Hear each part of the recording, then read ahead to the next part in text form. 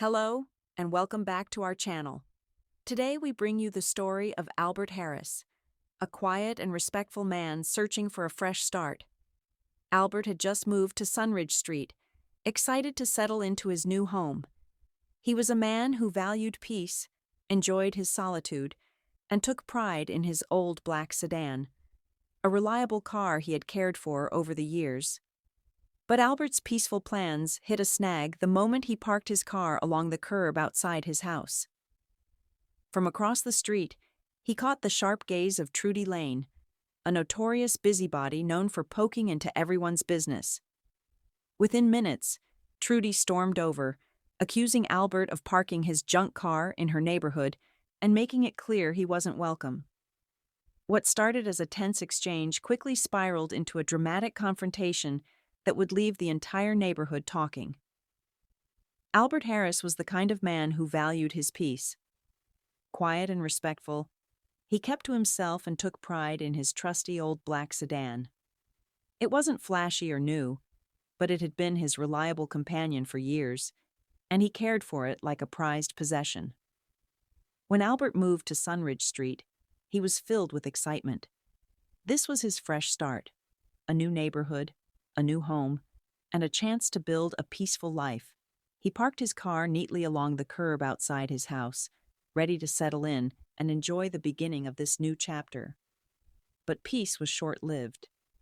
From across the street, Trudy Lane, a neighbor with a sharp eye and a sharper tongue, spotted him. Trudy was known for always being in everyone's business. As soon as she saw Albert's car, she made a beeline toward him, her disapproval written all over her face. Albert had no idea what he was in for. As Albert locked his car and turned toward his house, he was stopped by a loud voice. Trudy Lane, the neighbor from across the street, stormed over with her hands on her hips and a frown etched on her face. "Excuse me," she said sharply, "is that your car? You can't just park that junk here and expect us to be okay with it." Albert blinked, taken aback. "Good afternoon, ma'am. I'm Albert, your new neighbor," he replied calmly. "I've parked along the curb, which I believe is public property." But Trudy wasn't interested in reasoning. "We don't need neighbors like you bringing the neighborhood down," she snapped, her voice loud enough to draw the attention of others. A few neighbors peeked out from their porches, curious about the commotion. Albert, trying to stay polite, said, "I mean no trouble. I just want to live here peacefully." Trudy took a step closer, her tone growing harsher. "Peace? Not with that car ruining the street." Her aggressive behavior left the gathering crowd murmuring, unsure of what might happen next. As the tension between Trudy and Albert grew, things took an unexpected turn. Trudy stepped closer, her voice rising. "You don't belong here," she shouted, and then, without warning, she shoved Albert in the chest. Albert stumbled back, shocked. He couldn't believe she had gone so far. The small crowd of neighbors watching gasped, a few pulling out their phones to record the scene. Albert held up his hands, keeping his voice firm but calm. "Ma'am, I don't want any trouble. Please, let's stop this before it gets worse." But Trudy wasn't done. She moved to shove him again. This time, Albert instinctively raised his arm defensively, brushing her hand away. The slight push back sent Trudy stumbling backward. She lost her balance, tripping over her own feet and landing hard on the pavement. The street fell silent as neighbors rushed forward. "Is she okay?" someone called out. Another neighbor quickly dialed 911, and within minutes, sirens echoed in the distance. As paramedics arrived and carried Trudy to the ambulance, Albert stood to the side, stunned and frustrated. He had only wanted a fresh start, but now it seemed his first day on Sunridge Street would be one to remember. Albert thought the worst was over after the ambulance took Trudy away, but he was wrong. Just a few days later, he found a legal notice in his mailbox. Trudy Lane was pressing charges, claiming Albert had attacked her without provocation. Albert's heart sank as he read the notice. He couldn't believe it. He had acted only in self-defense. But he knew he couldn't let this go unanswered. Determined to clear his name, Albert sought out a lawyer and began preparing for the courtroom battle ahead. Trudy, true to her nature, painted herself as the victim. She claimed Albert had been aggressive and pushed her deliberately. But Albert had something she didn't expect: the support of his neighbors. Several of them had recorded the incident on their phones, capturing everything from Trudy's confrontational words to her initial shove. With his lawyer's help, Albert gathered evidence and braced himself for the fight. He wasn't just defending himself, he was standing up for what was right.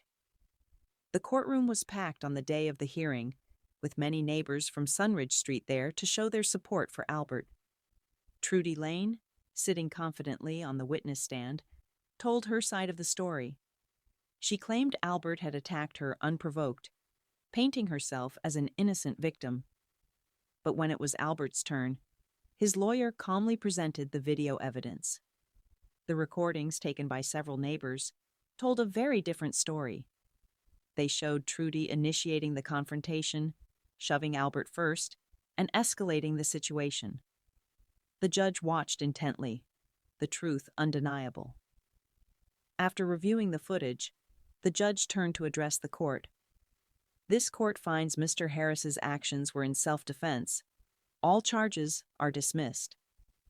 Trudy's smug expression faded as the judge continued. Miss Lane, I advise you to respect your neighbors and keep the peace. Provoking others and blaming them for the consequences will not be tolerated.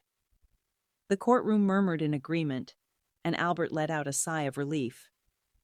Justice had been served. As the courtroom emptied, Albert was surrounded by neighbors offering handshakes and words of support. You did the right thing, said one. She needed to be put in her place, added another. For the first time since moving to Sunridge Street, Albert felt truly welcomed. The judge's ruling was a victory not just for Albert, but for standing up against injustice. Trudy's attempts to bully and manipulate had backfired, showing that no one should have to endure mistreatment without defending themselves. The moral of the story was clear. Even in the face of intimidation, standing your ground and relying on the truth can make all the difference. For Trudy, it was a hard lesson learned. Her reputation in the neighborhood was tarnished, and she now understood that her actions had consequences. Albert could finally enjoy the fresh start he'd hoped for, knowing that respect and kindness had prevailed in the end. Thank you so much for watching this story about Albert Harris and his journey to stand up for himself in a new neighborhood. We hope you found it both engaging and inspiring. If you enjoyed this story, don't forget to give it a thumbs up and share it with your friends and family.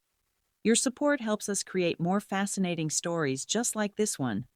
And if you're new to the channel, make sure to hit that subscribe button and turn on the notification bell so you never miss out on our latest uploads. We've got plenty more stories, lessons, and entertainment coming your way. Thanks again for being here with us today, and we'll see you in the next video. Have an amazing day.